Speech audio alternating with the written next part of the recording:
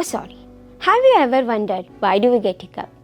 It is because of sudden contraction of the diaphragm muscle which we use to breathe, making the vocal cords to snap instantly, causing the sound. Hiccups are produced when we eat too fast or drink too fast, consume lot of beverages, alcohol, stress or bloating of the stomach. Most of the time, hiccups are harmless, they last for very few minutes.